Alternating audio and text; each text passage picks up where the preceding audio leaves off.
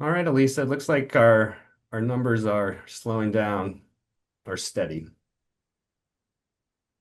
All right, I'll get us started. So I want to thank everybody for being here, and I'm excited to see the number of participants and the variety of backgrounds that are represented by you all. And thanks for putting your info into the chat. Helps us quite a bit. My name is Elisa Hamblin. I'm Deputy Director at Planning and Development Services for the City of Tucson. And we're here today to talk to you about Living Landscapes, the first phase of this effort. Living Landscapes is going to have two phases, actually, and we'll talk to you a little bit about those today. But in the first phase, we're talking about commercial rainwater harvesting and Tucson's native plant list. So let's go to the next slide. As part of Living Landscapes, we're using that as an umbrella term to talk about efforts related to rainwater harvesting in the plant list, trying to give something a little bit easier, not such a big mouthful. But we have a really strong foundation for some of the efforts that we're looking at in Tucson's existing policy documents, including those shown on the screen. Basically, Tucson wants to be a resilient community. We want to use our resources wisely. We want to figure out ways to make development work in our natural environment. And so that's what Living Landscapes is going to help do. We are supported by a project team from both Tucson Water and Planning and Development Services working together within the framework and direction from the mayor and council and our prior planning documents about what Tucson needs to push farther on. So we do also have support from other city departments and some other agencies, utilities, and Pima County. We're grateful for the support in this effort. I will just briefly say that in the first phase, it's a little bit shorter. We were given some direction by mayor and council back in March to come back in 6 months and deliver some small refined changes to our existing commercial rainwater harvesting ordinance. So that's what we're going to talk about a bit more today. And then they had previously given us direction a couple years ago to look at residential standards and how to integrate those into subdivision design. We are still working on that and we'll be doing the actual outreach and proposal in phase 2 of Living Landscapes. And we'll talk a little bit more about that today too. So before we jump into the topics, I would really like it if we can have our project team introduce themselves, turn on your cameras real quick so people can put names and faces together. We'll start with Tucson Water with James and Melinda. Please go ahead. Good morning. I'm James McAdam. I'm an administrator of the Conservation and Stormwater Resources Division at Tucson Water, and I'll hand it over to Melinda. Hi there, Melinda Pittman. I'm a project manager for Storm to Shade, which is the City of Tucson's Green Stormwater Infrastructure Program, and I'm also a landscape architect. Thank you. And then I'd like our staff from Planning and Development Services to introduce themselves. Let's start with Chad and Stephen. Good morning, Chad Keller, landscape architect here with PDSD Current Planning. Excited to be here and to hear everybody's thoughts. Good morning. I'm Stephen Budd, Section Manager of Engineering and Landscape Review here at PDSD, and glad to be here. Thank you. And then let's do our community planning or code development team, which is Sarah, Ian, and Carver. Good afternoon. My name is Sarah Megason. I'm excited to be here and supporting this project. Yeah, hi, Ian Wan, lead planner with Planning Development Services. And I'm not sure if Carver has jumped into the meeting yet, but he also works in our code development team. So together, our two departments are really working on this effort. We're excited to hear your feedback today as we kind of move forward, and we'll talk about timeline and the details of this effort and phase 2 in just a minute. So thank you. Nice. Thanks, Elisa. Couple of housekeeping items before we kind of start. One, we're recording this session and we'll be taking detailed notes. We'll also be sharing those notes with you guys afterwards. Your feedback will be compiled and summaries will kind of help inform our process further on. Two, this is a virtual roundtable, so please keep yourself on mute. Utilize the raise hand function. Also utilize the chat to put any questions in there. We've got some monitors that'll be tracking it. And then we'll also have some discussion sections after each of the themes that we'll be presenting to you. And really, number three, today, what we're looking to do is gather your input.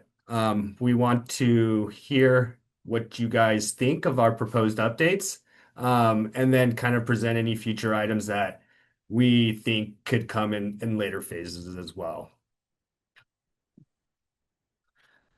All right, and then rolling into the next 90 minutes, we've just completed the intro from Elisa. Next, James will give us a background, the direction that we were given for mayor and council, and also the components that were already completed. Then we'll kind of run into the themes for today's feedback, looking at our proposed updates. Those have been separated into three themes, really focusing on stormwater runoff, how to capture and credit rainwater on site, landscaping, looking at Tucson Basin native plant list, and then also looking at increasing tree density. Hey, Ian, Yeah. real quick, we lost the slides on the screen. Uh-oh. Hold tight, everybody. We'll get it up.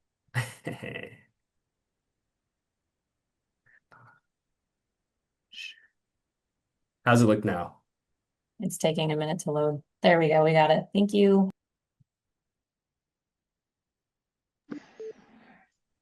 All right. Ian, you ready for me or any other items?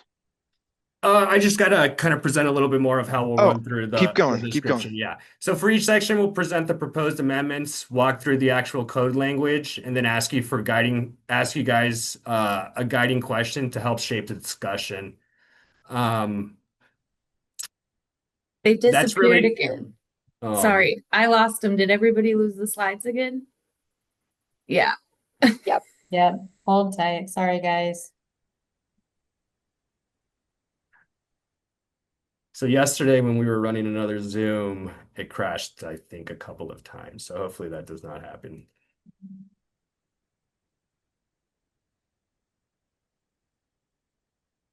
It's back. All right. So yeah, really want to kind of hear from you guys during the discussion portion. Your input is going to be valuable on how we continue to kind of mold these ordinances. And then finally, we'll wrap up with reflecting back on key themes, walking through next steps, um, and then setting up the the remaining steps that we'll have kind of moving the project forward.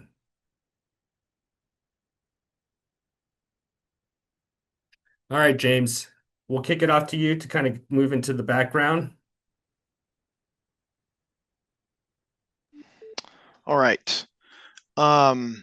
So just taking a step back briefly, I want to just give some overall context.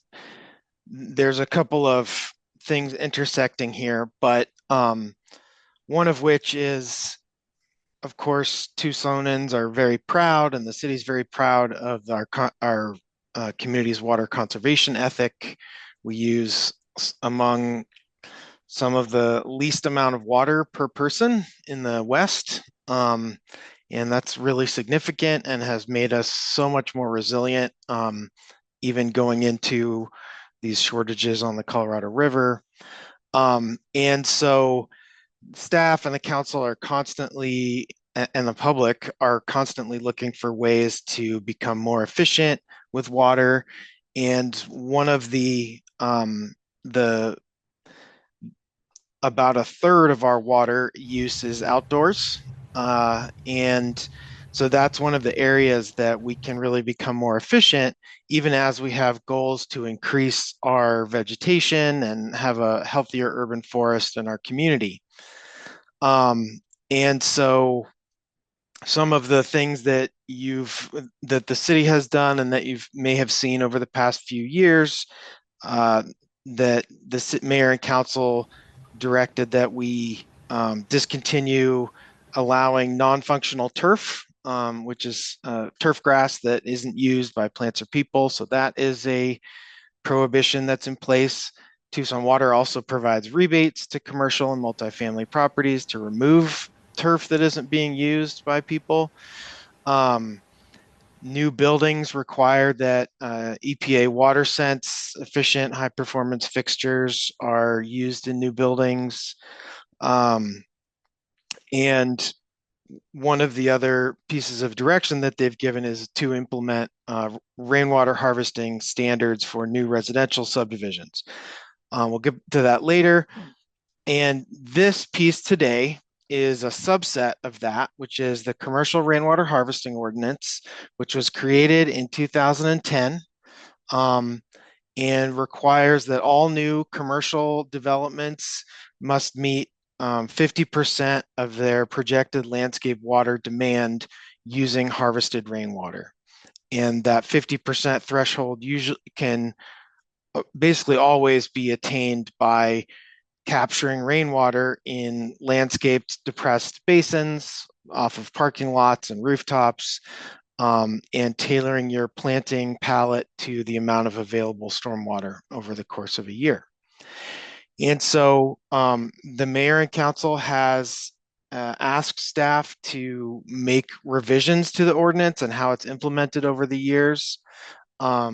And so earlier this year, they provided direction to staff to go back and make some additional changes.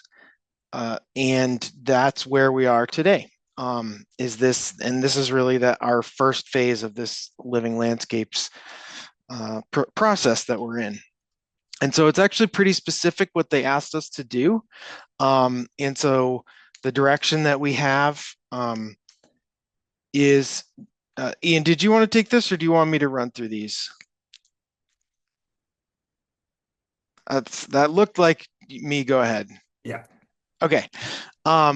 So one of the requirements that they asked us to do was that we require that any area that's not paved, that it be depressed to capture stormwater, and also vegetated to the degree that it's possible.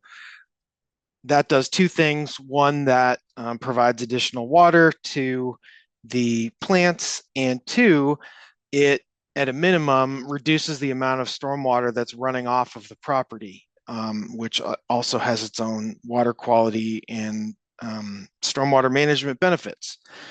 One of the important things that we heard from council is that they would like for properties to be able to use runoff that's going along the street, and that could be brought into the right of way in rainwater harvesting basins, also known as green stormwater infrastructure, in the right of way that could support the vegetation that they are planting as part of their property and development. One of the when the ordinance was first passed, there was a carve out to not require golf courses, churches, and cemeteries to comply with the ordinance. And of course, the intent was we don't want to make those properties, those uses, to be subject to, require that across the entire use and the entire property. What we are doing is revisiting that to say, well, we want the parking lot of a golf course or a church to have to comply. You don't have to change the golf course, you don't have to change the cemetery, but there's really no reason why that shouldn't be required for those parking lots, just like for everybody else. And in some cases, those like a new church often has a very large parking lot, and so that can have a significant impact on stormwater runoff and also on the urban heat island by putting in a lot of new asphalt. Okay.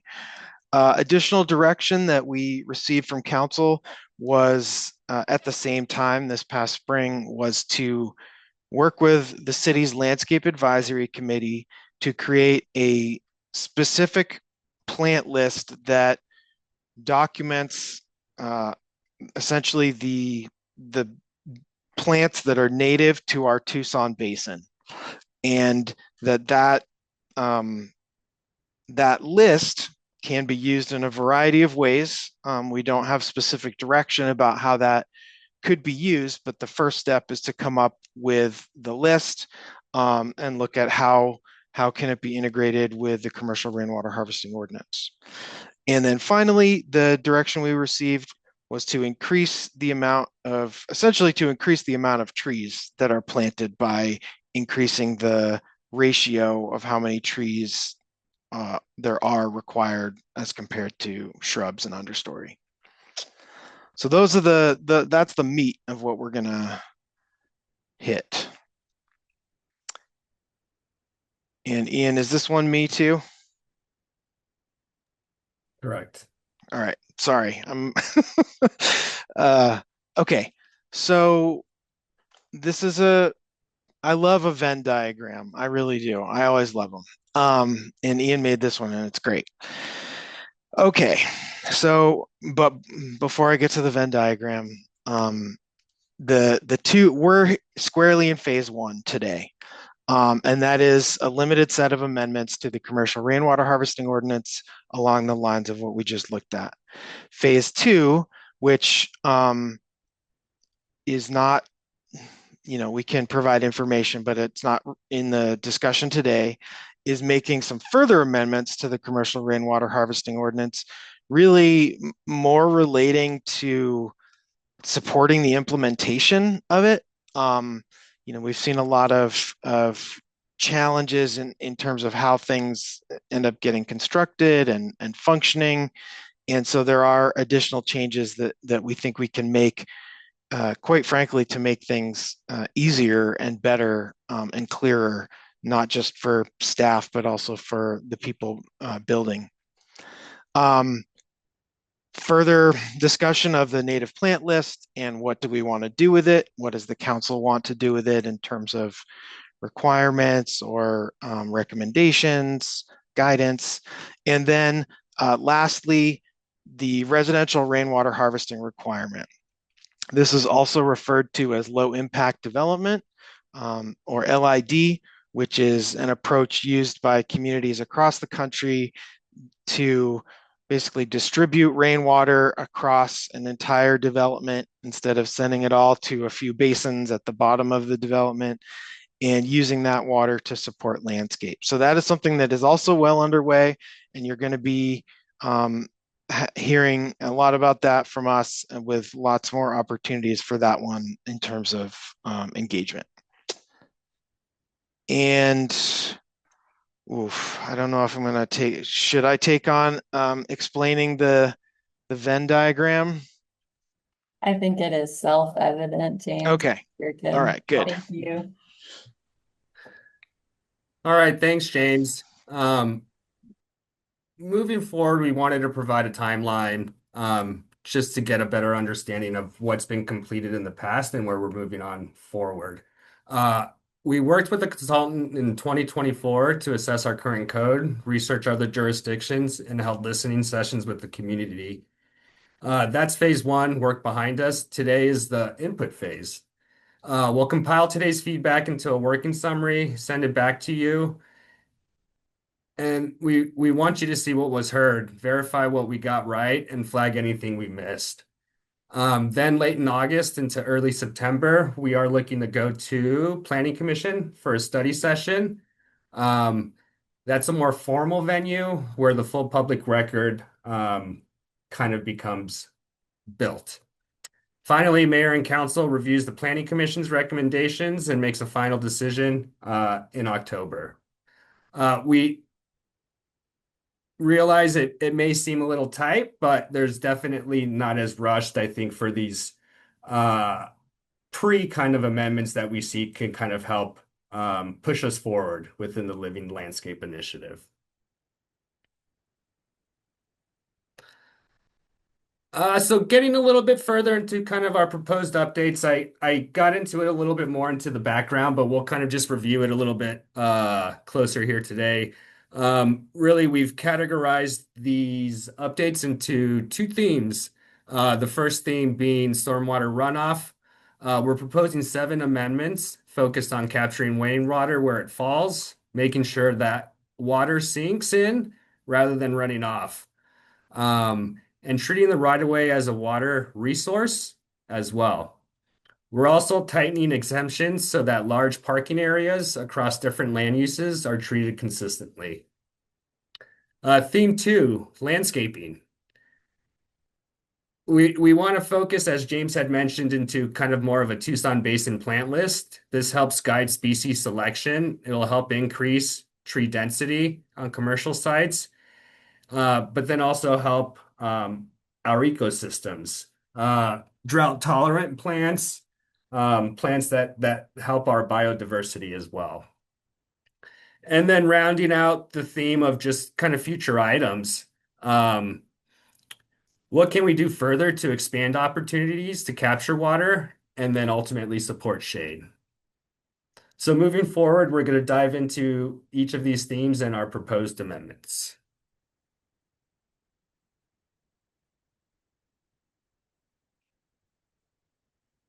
All right, so now looking at the stormwater runoff topic 1, depressed non-paved areas of new commercial development to capture stormwater runoff. We'll go ahead and review what's being proposed.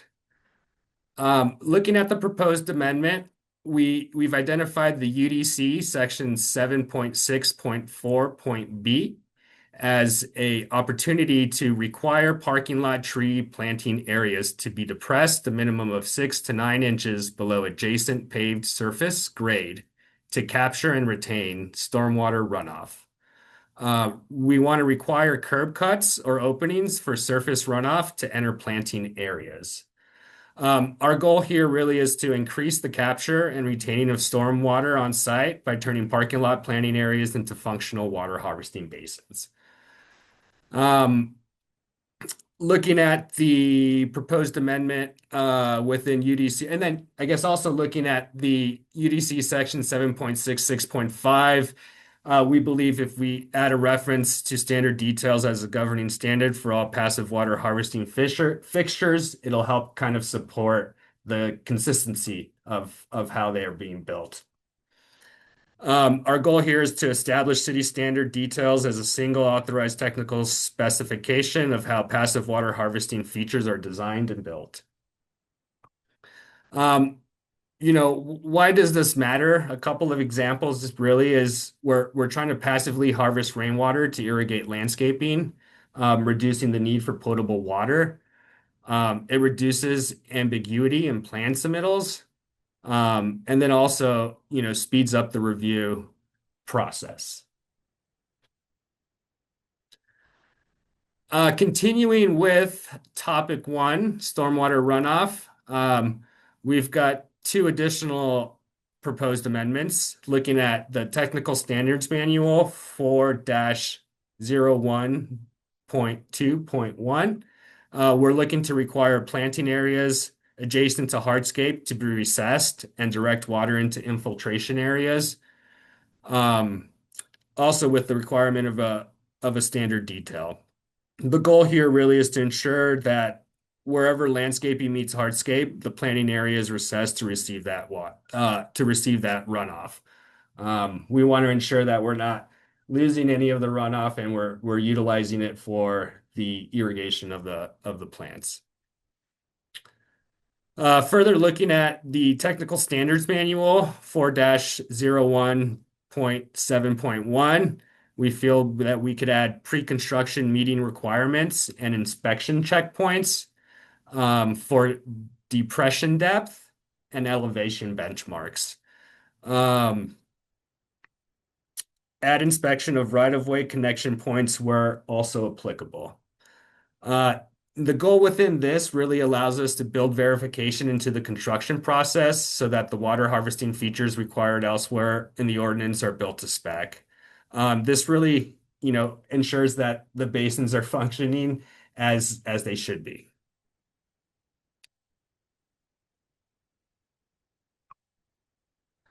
All right. That rounds off our topic 1 for stormwater runoff. We're going to move into topic 2 of that, and that's ensure all right-of-way runoff may be utilized. As we further dove into this update, we located it in the Unified Development Code 7.6.4.f, and really looking to allow green stormwater infrastructure in the public right-of-way and expressly permit capture of the right-of-way runoff on private property. The goal here looks to unlock the public right-of-way as a stormwater resource, allowing GSI to be built within, and by permitting private sites to capture the runoff that flows. This really allows us to support healthier streetscape and landscape plantings by using that passive water source, and then ultimately reinforces the shade and canopy objectives. All right, topic 3 of our stormwater runoff section. This will be the last of the stormwater runoff section, and then I believe we'll get into a little bit of discussion. So almost done here. As I mentioned, this would be topic 3. We're really looking to include golf courses, churches, and cemetery parking lots in the ordinance. Looking at the TCC section 6-185, we want to rewrite exceptions so that the golf courses and cemeteries are included. Previously, kind of discussed, church parking lots were exempt, but they are not exempt from that. Our goal here really is to revisit and tighten the ordinance exceptions so that large parking areas, which were previously excluded, are now included in the stormwater and water harvesting requirements. Also looking at the Technical Standards Manual 4-01.1.3, we want to add a little bit of language to add applicability clarification regarding the exceptions. And as I just mentioned right there, the goal is really to just provide clarity that defines exactly how these exceptions apply. All right, well, that kind of rounds out our first topic of stormwater runoff. We'll pause and really kind of get your feedback on the stormwater amendments. Really looking to talk about, post some prompts to you. Do these potential updates capture the right opportunities in phase 1? Are we missing something? Is there a stormwater challenge you guys are seeing in the field that maybe we haven't addressed? And I guess now this really opens it up to the discussion portion. So you guys, I see some conversation in the chat, but if you guys want to go ahead and raise hand, we can start to engage a little bit more in the feedback portion.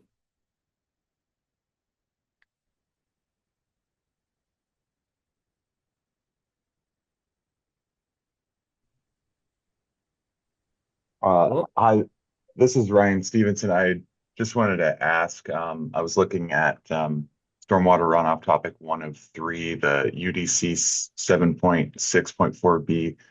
Just general question. You said that you had a consultant doing the work. I was wondering if for those depressions, like whether or not the utilities were consulted on that at all, or if that was necessary.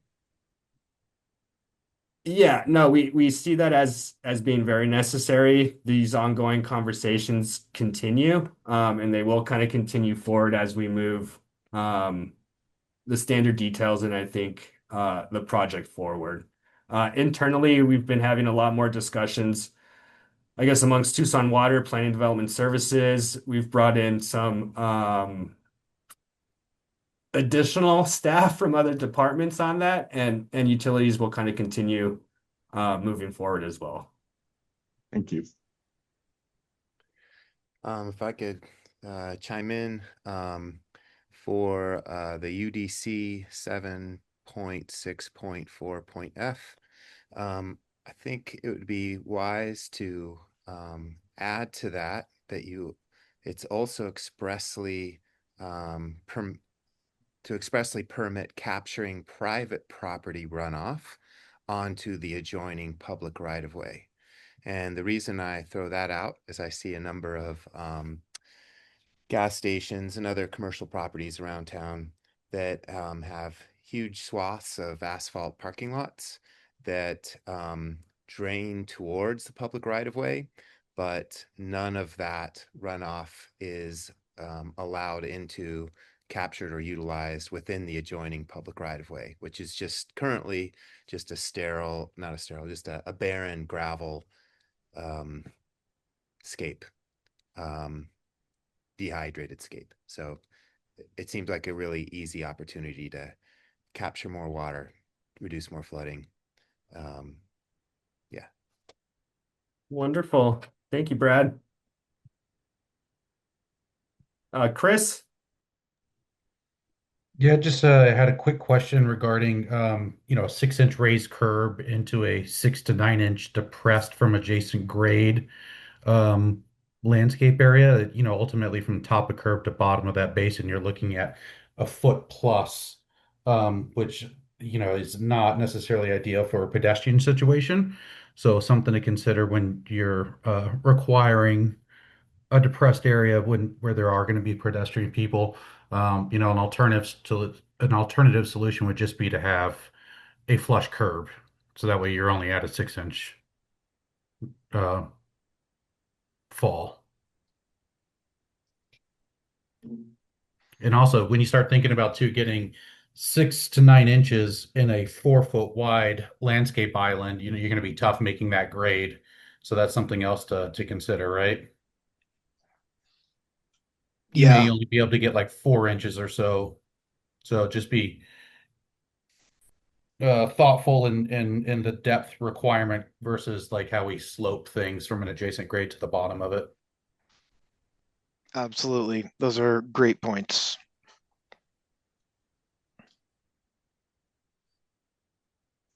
Yeah, Paige? Hi, thank you. Kind of adding on to Chris's comment regarding the planting areas and the parking lots. I was wondering if there was any consideration towards the minimum square footage for the planters, which is currently 34 square feet. And um, I think that trees are challenged by that small surface area that they're given. And add it like tying to Chris's comment regarding getting the depth of 6 to 9 inches, is there the possibility of enlarging those planters to give the trees more surface area and also the opportunity for more drop in the basin?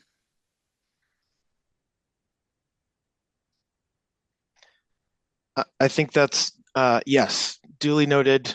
And I do know that has been part of the discussion. We know that trees on streets and commercial areas don't live very long, and part of that is inadequate soil volume. And so I don't think that's on the table for this round, but I do know that that is part of the discussion for the future phase. That's one of the things that we're looking at. Okay, great. Yeah, and I guess just to add to that too, Chad, if you're on, we had, I think, potentially talked about a new number. Would it be okay to talk with them about that just to kind of see if it meets what they're seeing in the field as well? Sure. Thanks, Ian. So Elisa and I touched base on this, looking at kind of what we did with the community corridors tool and kind of requiring quite a bit larger, planting area for tree health. I think we came up with 144 square feet as the minimum, instead of 34 is just way too small. Like a Yeah. diamond or half diamond just doesn't really work. as you guys know, out in the field and in your design work. So yeah, that's the ballpark number that I came up with, and that was just me, looking around town and in other communities that I've lived and worked, kind of where plants and trees are thriving, and it was almost the size of a parking space. I know parking is really important to these sites and meeting the requirements for zoning, but that's kind of the direction that I think that we're going to head, something like that. So hopefully that helps answer. Yeah, that's great. Thanks, Chad. Thanks, Paige. Eric?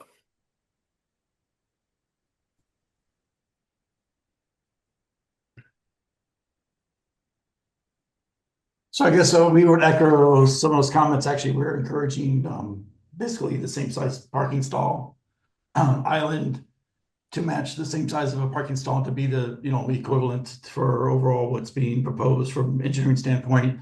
Because really a 4-foot island is not suitable for the tree. I think if you're really talking living tree, I think we really got to talk about the tree itself, and seeing the ramifications of how trees are being pruned and maintained. If we're going to stick with more a true native plant palette, which would be primarily mesquites, ironwoods, desert willows, those are all plants that want to be basically a half circle. And the bigger problem we have is the lifting of trees and the tight maintenance of trees to where that they are not going to be supported. So if the focus is living environment, we're not meeting that intention. On the same note, I think we're not really addressing engineering, because I think in 2010, when we did this assessment, we said you need to go back and revisit a lot of the engineering codes.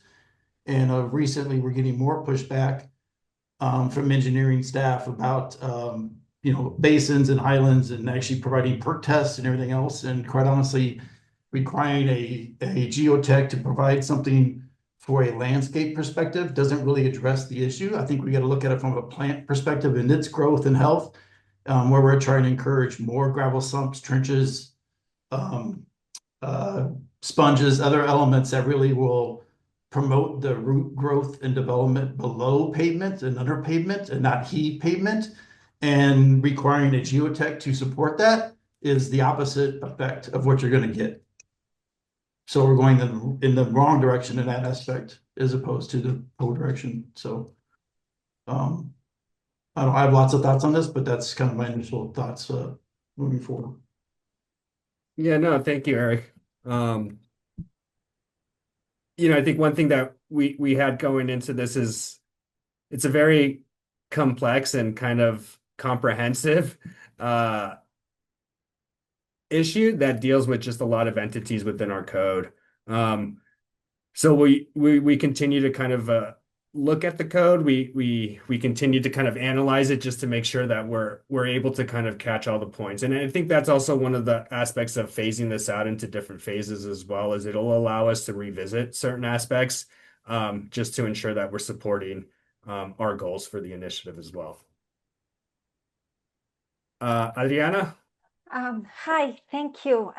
So exciting to hear these amendments. Here are some ideas that may not be included in this round, but I want to put them out there. For parking lots, maybe we can think about permeable paving for new development instead of the regular asphalt or even concrete, following low impact development guidelines. Also in parking lots, with the heat being more horrid and it's not going to go away, maybe thinking how parking lots might look like differently. Of course, the material permeable, but maybe parking structure, shade structures that could be in, so your car is not totally unbearable. And that would give rooftop collection for stormwater. So the planning would have to include some way to capture rainwater from those shading structures in parking lots, or for future development, new development, I think. And then I was thinking about, what about retrofitting existing commercial development? Is there any way that we can regulate that to, you know, you mentioned cemeteries, golf courses, the parking of these facilities.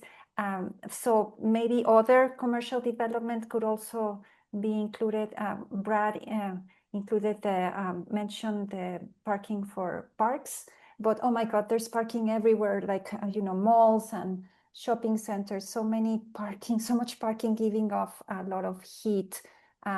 So putting it out there. And the last thought I wanted to say is about protecting existing trees.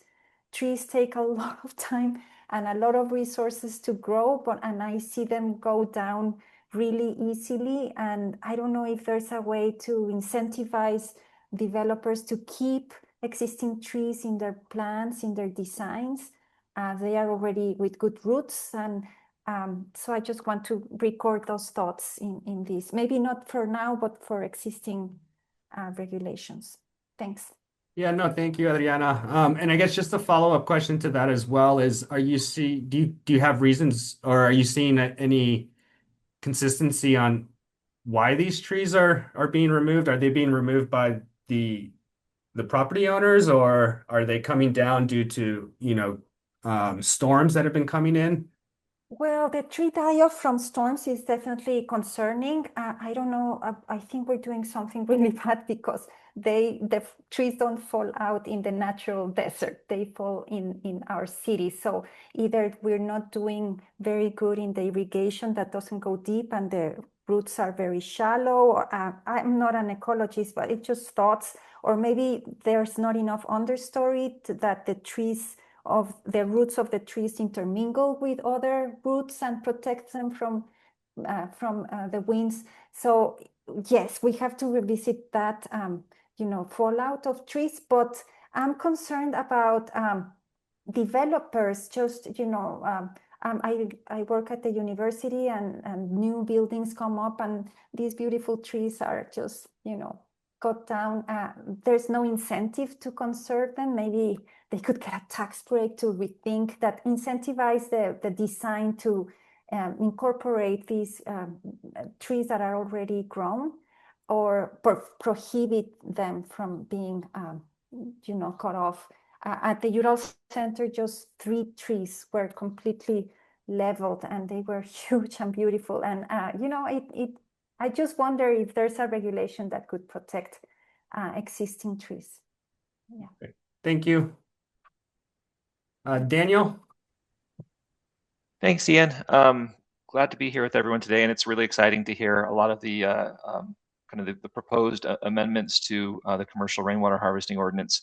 I think the idea of expanding, our rainwater harvesting capabilities on projects is a good thing. Really, really admirable. At the same time, when Chris made that initial comment about pedestrian safety, it got me thinking. A lot of the commercial landscapes that we work on have a number of constraints, easements, utilities, slopes, foundation landscape within 10 feet of a building foundations. So I think there are concerns that I would have about expanding or requiring rainwater harvesting in all landscape areas. It seems like there are certainly areas where it can expand, and we should promote that. But there will be other areas that might be encumbered about by constraints that we might not be able to capture rainwater in those areas. So I think just being kind of clear about how or what the expectations are for landscape architects as they're working through the design process. One of the things we love to do is to know is kind of what the expectations are when we go into a design project, and how we can meet those expectations to ensure that those plans are approved in a timely manner, right? And so as you work through this, kind of really determining or figuring out really where rainwater can be harvested most effectively, and accentuating those spaces, and then also providing some caveats for other areas where we simply might not be able to capture rainwater to the same degree. Understood. Thank you, Daniel. David? So I'll echo some of what Daniel just said about site design and things like that. And from what it sounds like, we are looking at lowering all of the landscape areas, but is that going to require export from these sites? When we're built, when these sites are being designed, they look at export and import, and that's pretty critical to the cost of these projects. So think about that. You might be getting some pushback on that. The other thing is it was brought up to use flush curbs. There is a reason that raised curbs are used in some of these areas where vehicles are. They keep the vehicles out of those landscape areas. The other thing that we also have on some of these commercial areas where the vehicles are being parked and their lights would be facing the roadway, we require them to put up a wall. So, or some kind of screen to keep those lights. So keep in mind all of these things that we already have in place.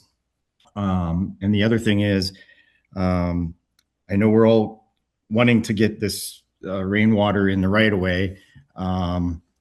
Keep in mind that the right of way is a utility corridor as well. So not all of the utilities are under the roadway. A lot of them are in the shoulders. So that is going to be a restraint that we have, when we're designing these sites. The utilities require that we have trees planted a certain distance from their utilities. So these are all things that we're going to need to consider as we move forward with this. That's what I got. Thank you, David. Brad? Yeah, so just a couple things. So one is hearing the discussion earlier about the need to have a minimum 144 square foot for trees. So one thing I've found that can work quite well is when we're needing more space for trees, even if where it's actually planted is not that 44 square feet, is if we have an adjoining area that's not paved and is receiving water, say just on the other side of a sidewalk. So in those instances, I try to think about what is the cumulative square footage we have for the tree and its roots, even if it's not contiguous. It can be separated by some hardscape, be it a sidewalk, be it a street curb or so forth. But the roots will go under that hardscape and find the aerated soil and the moisture. So just one thing to consider. And then another, the discussion on the perk rate of the planting areas, particularly in parking lots and whatnot. So when we're doing our installations, our standard practice is in all the water harvesting areas, we over excavate, we double dig basically. So we are creating the required depth of the water harvesting basin. But before we finalize that depth, we are actually, especially when we're working with a backhoe, we're going to full depth of backhoe bucket deeper than the final grade to ensure we've got over 12 inches of decompacted, more water absorbent soil through which the roots can more readily grow and so forth. And I wonder if that might be one means of getting around having the cost and the time and all of the perk tests, is if it's just a standard practice to be doing that double digging, if you will, to ensure that we've got decompacted porous soil. I wanted to add just a comment on another discussion that happened, the discussion of proper pruning, tree care, and so forth. So at minimum, I think it'd be great if we could somehow ban the lion's tail pruning of trees, which basically just prunes up what would typically be a multi-trunk tree into only one or two trunks, but very tall and just a tuft of growth at the top, which is very susceptible to storm damage and so forth. And then the other practice to ban, which just seems ubiquitous all over town on commercial sites, is the poodle pruning of shrubs and understory, where they're just hitting the plants with pruning shears over and over again. So you basically just have 2 inches of green growth. And then if you part the growth, you see it's all leafless stems within, because every time the leaves start to grow, the landscape companies come again and shear it again. So this creates a more stressed plant, needing more water and less healthy. So if we could have more natural pruning that avoids that stress, that would be great. Then add two more things and then I'll be done. So just another comment on another discussion. Dave Marhefka mentioned the issue of might need to export soil if creating more of these basins. I think it's going to be essential that it be clear what's expected before designs and work is done so they can account for that, because oftentimes sites are actually importing soil to raise building sites, to raise roadways and so forth. So this could be a way of minimizing the need to import if they're taking into account the soil they can generate on site in the stormwater basin creation. And then the last one I wanted to comment on is, and I think, yeah, Dave Marhefka brought this up too, the fact that the public right-of-way is typically a utility corridor. And I'm wondering if there can be a process, as I understand there is in new road construction, where when the city adopted the ordinance and made it legal to harvest street runoff in street side public rights of ways, I understand in new road construction, there's now a process whereby the utilities need to meet with City of Tucson officials to try and ensure there's not mass utility installation where there's the ideal areas for water harvesting and planting.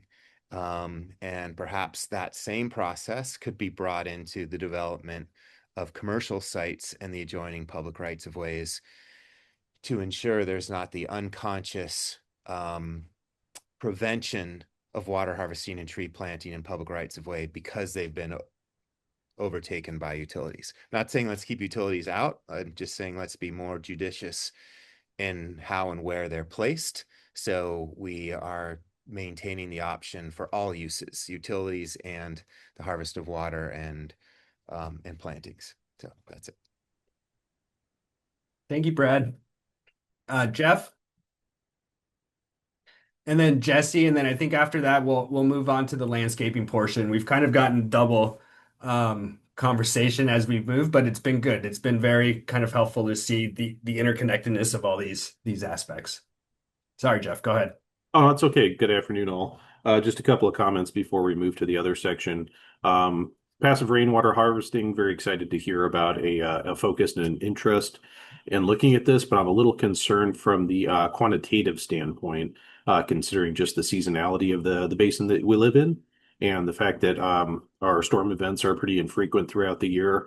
I live up in the Phoenix area, which is, much less. We're in the 6.5, 7 inch per year rainfall, whereas you guys are maybe about 11 to 12. I used to live in Tucson for a long time, very familiar with the area down there. But that 11 to 12 inches often comes maybe at best in 15, 16 events. And sometimes those events, especially through the growing season of spring and fall, when plants are putting on their most active growth, it's very, very limited. So there just needs to be concern there with timing and with the necessity of supplemental irrigation when the times are correct. And I know we're moving into more of the landscape end up for the second half, but I did just want to echo the discussion about a few people have brought up, Eric brought it up, and some other folks too. The fact of trees not performing necessarily and the excessive pruning that's necessary to keep them going along. We're all fans of native trees, but sometimes we have to keep in mind the fact that the urban environment isn't a native environment, it's actually a built environment. And there are also constraints, especially when dealing with parking lots and right-of-ways and things of that sort, where a lot of times some of those selections might not be the best case scenario due to the fact of pruning requirements that are necessary for the sites. Great. Thanks, Jeff. Jesse? Yeah, I know we're not talking about the soil, but we are talking about soil. So, I mean, I'm up here in the valley, I'm in Scottsdale. So what we're trying to push with the city of Tempe is do a requirement of 500 to 1,000 cubic feet of soil. So it's not necessarily the actual like planter itself that the trees can go in, because in an urban environment, there's times where you're not going to have any soil from up top, but we can hit that with structural soil. We can hit that with silva cells, and then that's going to help meet our requirement for the soil. So even what Brad was hitting on, where if it can punch through underneath the hardscape, then it can reach some of that more arable soil. We were talking about trees and trying to keep them alive. If there's a way you could work in the code saying that if you've got mature trees, then that could count towards your water retention requirement. DC has that same situation where each mature tree counts towards a percentage of the amount of water that can count towards it. So then if they go back out on inspection and you've burned all your trees down to the ground, then now you're not meeting your requirement and then you're going to have to pay fees. So that's one way to say that, you know, as a landscape architect, trees aren't just this aesthetic piece. They're actually this kind of like living pump system that can collect rainwater and even that first flush. And again, kind of hitting on Brad was saying, you know, as landscape architect, when we're doing the design, it's like we have this imaginary line between the right of way and the private property, and you're almost creating these separate basins. But it would be great, and especially in certain circumstances, if you could just have them working together as one basin. And I know the civils get all crazy, like, oh, you're gonna flood the house. And I mean, if the house is getting flooded from just some water coming through a curb cut, then we've got bigger issues. Like you still got to work where your finished grade of the house is up high. So just keep that in mind. That's it. Cool. Thanks, Jesse. All right. That was good comments, great conversation, guys. Really kind of looking at the interconnectedness of all these topics, on how they relate together. We'll move forward into the landscaping portion of things. It'll be kind of a very similar rundown of how we just went through the proposed updates. Yeah, so moving on to the landscaping part, looking at topic one for landscaping, we're looking to utilize a Tucson specific plant list. Looking at this, we saw TSM Technical Standards Manual 4-01.4.1 provided opportunity to update plant select and selection language to reference the City of Tucson Basin native plant list. Our goal here really is to establish a Tucson Basin plant list to, you know, help with those aspects of supporting increased biodiversity ecosystems and then the drought tolerant plants as well. Also within TSM 5-02.5.0, we look to include the Tucson Basin native plant list as recommended in commercial rainwater harvesting landscaped areas, and then add some subsections for purpose, relationship to ADWR list, maintenance, and then non-native species policy as well. Goals really are formally incorporate the Tucson Basin native plant list into our standards as the recommended reference for commercial rainwater harvesting landscape areas. And then kind of diving into the Tucson Basin native plant list, Chad Keller will provide kind of a little bit more of an overview of what is current regulations, and then also kind of update us on the progress that the Landscape Advisory Committee has made on updating the plant list that. All right. Yeah. Thank you. So, as you guys know, I'm the landscape architect for current planning. So, a lot of what I'm doing is it's mostly commercial developments and larger subdivisions. And when landscape is required, kicks in commercial rainwater harvesting. So basically, in the UDC and Technical Standards Manual, it states that that I will review to the Arizona Department of Water Resources Tucson specific plant list. It's a pretty broad list. It does include a lot of our natives here in the Tucson Basin, but we're looking at an alternative list that might pare that down a little bit so that it's very water wise, low to very low water use plant material. And then there's Pima County adopted their list. I'm not sure how long ago, a couple of years, I believe, which is quite a bit more stringent than the ADWR. And the Landscape Advisory Committee has also been working on a list of what they would recommend for landscapes in our community. And then, so basically, I think this is all a work in progress. And I think what is going to happen is we're going to formulate a list that, incorporates ADWR, the Pima County's regulatory list, and LAC's list, and kind of see what we come up with. And kind of that's where we are with that. And that's going to become more involved as we move into phase two of these amendments. That's kind of what I have. Do you guys have questions like immediately for me?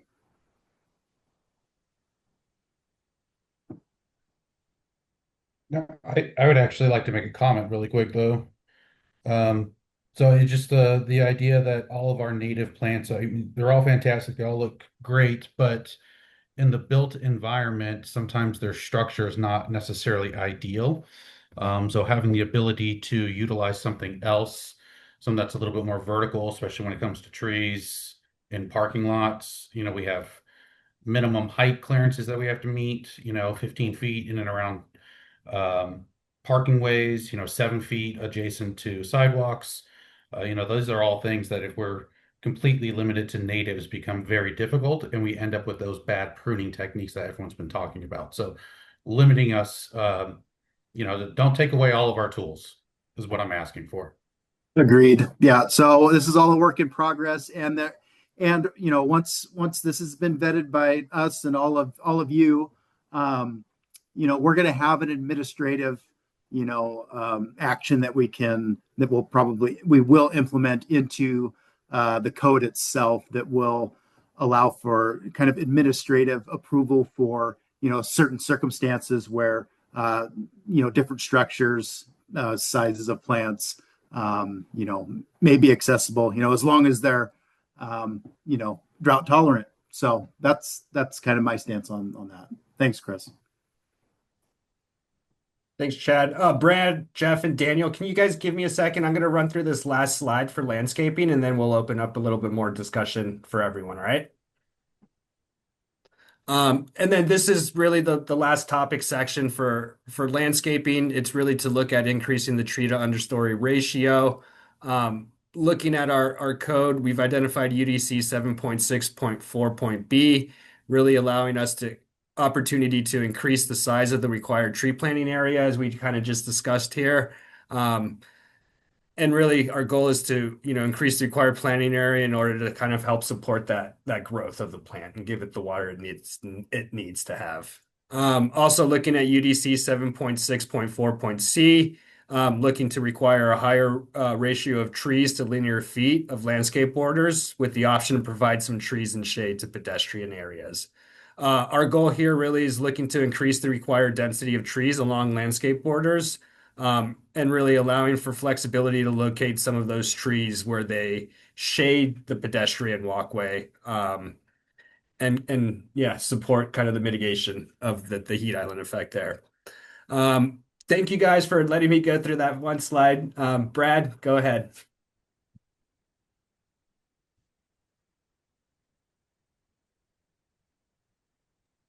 Sorry, I just had a hard time getting that mute button.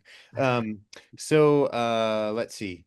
Just one other thing I think would be good to consider that goes a little bit beyond native plants. Native plants alone is great, but for the Tucson Basin, but I think it's essential that the plant also be, in a sense, native to the microclimate in which it's being planted. And so what I mean by that is if we find that all of a sudden folks are planting a lot of native ash trees, riparian ash trees in parking lots, we're going to have a lot of tree deaths and tree stress. So because there's not the water that such a tree needs and would naturally find in that parking lot installation. So there, a much better choice would be, say, a native velvet mesquite, desert ironwood, or other lower water use native plant that can handle that more solar oven-like microclimate, and that also has less water, but can still thrive within the available water budget. So that's one key thing I think would be good to add.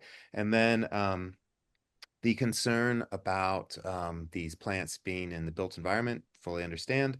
But I think if we are looking at increasing the planting area of some of these plants, that should get us a bit more space to then make it more workable for a number of these multi-trunked native trees, which we found very successful in our neighborhood right along public pathways, as long as there's proper pruning protocol. Okay, so it sounded like maintenance is a huge aspect of maintaining the trees' Yeah. health. Okay. Thank you, Brad. Jeff? Okay, yeah, thanks. No problem waiting. So boy, this is the big one here. Just a little background. I've spent at this point, I think 6 years on assisting with the list for the ADWR for the Phoenix area active management zone. And I know the Pima County one is just as good and reliable of a document as I've seen. The thing that it really kicks home, if you look at the AMA plan, the most recent one, I believe, is 2023 that was released in Tucson area.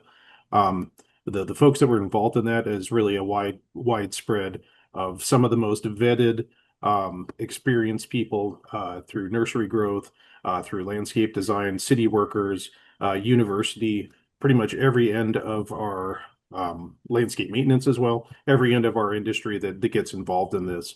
And they together made this list that is a native plant list and also non-natives and things that have been vetted and shown to be low water use and drought tolerant and effective in our built environment.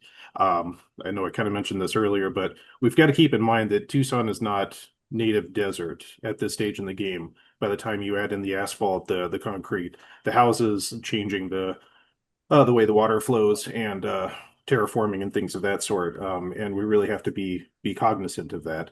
And along with that is the kind of hotter, drier future that we've all been watching happen over the last 2 decades. And there have definitely been some non-natives that have been shown to be fantastic, resilient stalwarts within our landscape. Mulga acacia is like the one that comes to mind top off the head. It's an Australian plant. It's not native to one of our big three deserts. I saw that in the chat about from the buffer yard discussion, which I was involved in a few years ago as well. Love plants from the Sonoran, Mojave, and Chihuahuan Desert, but then there are also some that have been shown to be really good players here within our environment, in our built environment, and have been able to stand up to the stresses more so than some of our native plants can.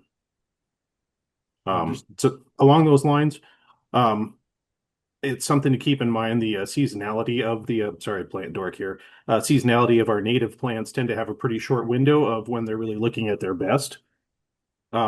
Most of your perennials tend to be showiest in the spring. Trees are showiest in the summer, and then there's a long time of the year where they're maybe not looking their best. That's where I look to some of these non-natives and some of the adjacent deserts and other deserts of the world that have a similar climate to ours, where you can provide the shoulder seasons to provide not only that attention to the landscape that people, I mean, the whole reason we're planting trees and shrubs is to provide shade and provide beauty to our plantings, to our developments. And that's a big part of it. And also providing food and things for sustenance for the insect and pollinator population, which I've seen wholeheartedly through some of these non-natives too. Thank you, Jeff. Daniel? Awesome. Thanks, Ian. Yeah, I was just going to echo, I think, a few of the things that I've heard here so far. I love native plants and the native plants from the southwest of the United States and northern Mexico as well. But beyond that, I think there are some really great proven performers. So I just I would recommend that you continue to include those that have proven themselves a good track record here in this region. One of my questions actually is just really why there is a need or desire to replace the ADWR manual when I know that one has been updated multiple times over the years, and my understanding is it can still be updated as well. It seems like adding additional plant material, particularly native plants that aren't maybe currently on that list, to the list seems like an easy lift. So it seems like more about restricting perhaps what's on the ADWR plant list. And I'd be curious to learn about which plants that are on the list that you find are problematic and you would like to see removed from the Tucson region through this effort. Yeah, definitely. Thanks, Daniel. I think currently, I guess to update everyone on the LAC, the Landscape Advisory Committee, um, as Chad had mentioned, they had prepared a list prior to even getting the direction from mayor and council to update the list. It's currently being discussed with mayor and council right now just to kind of understand what each of the council members' areas are experiencing throughout the landscaping and plant kind of lifespans. Um, so yeah, I guess short question there is we'll share the list here. I think once it's been vetted or reviewed with some and the landscape advisory committee feels a little bit more feels that they have it in a good place with the direction of mayor and council as well. So we'll provide that to you, Daniel. We'll provide that to everyone kind of here afterwards as well. Um, but yeah, sorry, Daniel. Ian, if I can just add one piece, which I see it showing up in the native plant or the chat here is yes, the direction from the mayor and council is vague and just directing the landscape advisory committee to create a Tucson Basin native plant list. And so and of course what comes with that is there's two parts of that: create a list and then what do you do with it. And um So we're trying to we're trying to navigate that.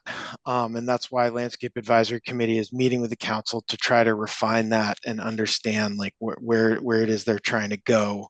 I do know that at a minimum, I think everybody's agreed that having a list of truly, Tucson Basin native plants that are available or could be made available or would be advantageous to use in our area is helpful. And then what do we do with it? How do we? That's that's what everybody wants to know and to be able to participate in. In terms of the rationale, the only specific new detail that we're all not all entirely familiar with, but I've heard some of you guys bringing up, is this issue about how much do the non-native plants support the pollinators and the native wildlife. And so I'm not speaking to that one way or the other. I'm not an expert in that, but I do know that that was part of the rationale that we heard from mayor and council in terms of why they're wanting to encourage that some more. So just wanted to share that sort of policy input that we received from council. Thanks, James. Brad? All right.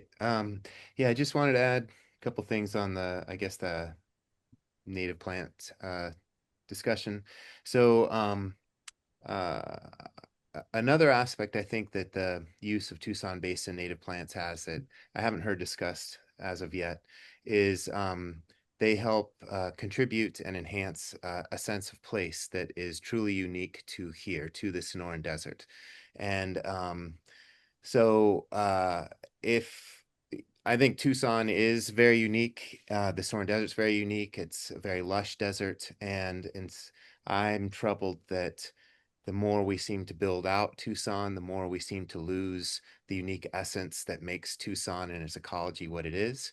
So by at minimum emphasizing a more Tucson Basin native plant list, I think we help build back some of that unique essence and create enhance that sense of place. Then the other thing I think is key to note, I'll just throw in is on the wildlife issue, I recommend folks check out Douglas Talamay's book, Nature's Best Hope, where he's and many others have done some incredible research, which is in the book, that just shows you can't come close to meeting the wildlife habitat of a native. So for example, I'll just throw out this little scenario he shares, in that over 90% of native birds, babies, food source is caterpillars and grubs. And from our native butterfly and moth species. But the native butterflies and moths in their caterpillar stages cannot eat the non-native plants in the Tucson area. So for example, they can't touch the South American hybrid mesquites or the South Chilean or the Argentinian mesquites, which is the dominant mesquite in the Tucson area landscape trade. They can't eat it. So you then don't have them uh, providing the bird food for the native baby birds. Whereas the native butterfly and moth species have co-evolved with our native mesquite species and can eat it. They can work through the chemical defenses. So it provides that food. So that's like a level of, I think, wildlife connections that we typically don't talk about. And I'll add to that, there's this idea of genetic swamping that is happening with our non-natives. So mesquite trees hybridize very readily with the natives and the non-natives. And so we're not just getting, by planting non-natives, we're not just increasing the non-natives over the natives, but genetically we're doing it much more so. Because when the non-native and the native mesquites have sex through pollination, we swamp out the genetics with much of these non-native genetics. And so the children of those pollination sex interactions oftentimes are again not available for many of our native wildlife species because they haven't co-evolved with those swamp genetics. The swamping is a term for how the non-native genetics mix with and hybridize with the native genetics. So we lose the original native genetics. And that's happening in a huge, almost seemingly invisible stage with a lot of our urban plantings, the mesquite being one of the easiest to perhaps point out. All right, that's all. Thanks. Thanks, Brad. Sasha? Yeah, hi, thanks. Lots of really good discussion here. Glad to be in the room. I'm coming at this a little bit more of from a maintenance perspective, as a practitioner and an arborist. And I think it's worthwhile to point out alongside what's happening in the chat, is that a lot of the data we have for the pool of tethered trees that currently exists in our urban environment here in Tucson and in Phoenix as well, can't be divorced from this legacy of poor maintenance practices that has been happening for the last many decades on a lot of these trees. There's a lot of new research, there's a lot of new technique, there's a whole ISA arborist framework that is often not used in our current maintenance industries in Tucson. Irrigation practices, pruning techniques, poor bare soils, and not much of a tradition of using mulch on our soils here. Those all have to be attributed to the way that we see native trees, especially being able to survive in the urban built environment. So, just a pairing of like better specialization of training, more resources going into the training, and also the leveraging of that within development contracts. There should be arborists on site at planting, at establishment, at maintenance intervals with all of those trees. Thank you, Sasha. All right, we're going to move this forward. I think we've got about 8 minutes left. But we really kind of wanted to move to the next section, and that's, potential future topics for consideration. A lot of great conversation today to, come up with, solutions and different ways that we can kind of support our landscape, stormwater capture, increase shade opportunities, and then support our ecosystems. But looking a little bit further forward, we've kind of identified some future items that, may be considered. One, a new 3-year conditional water credit kind of reduction system. Two, codifying baseline irrigation numbers. Three, new survey control points and drainage design requirements. 4, formal stage inspection call-in protocol, tying grading, irrigation, and plant review together, really kind of closing those loops of design through construction. Require new commercial rainwater harvesting and landscape plans to be completed by registrants with exceptions. We can open this, I think, up to a little bit of conversation, but I think I'll need the last 5 minutes of our time to kind of go over our next steps as well. So if we have any comments for this, we can take a couple here right now. And I think also what we'll probably be doing is after our meeting today, we'll send out materials for you guys to be able to review. I'm thinking the slide deck, maybe the video recording. And then I think internally too, we'll see if we set up a survey maybe to kind of continue getting some input from you guys on these topics as well. Ian, can you go back one slide? Paige would like to see it. Oh, yes. Thank you, Sarah. Yeah. I'm a slow reader. As am I. That's okay.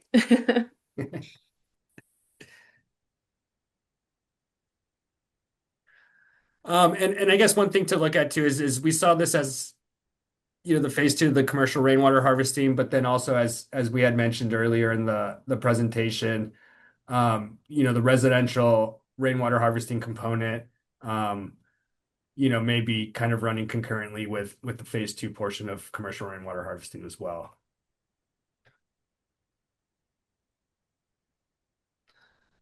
All right, no questions. 5 minutes. I'll move on.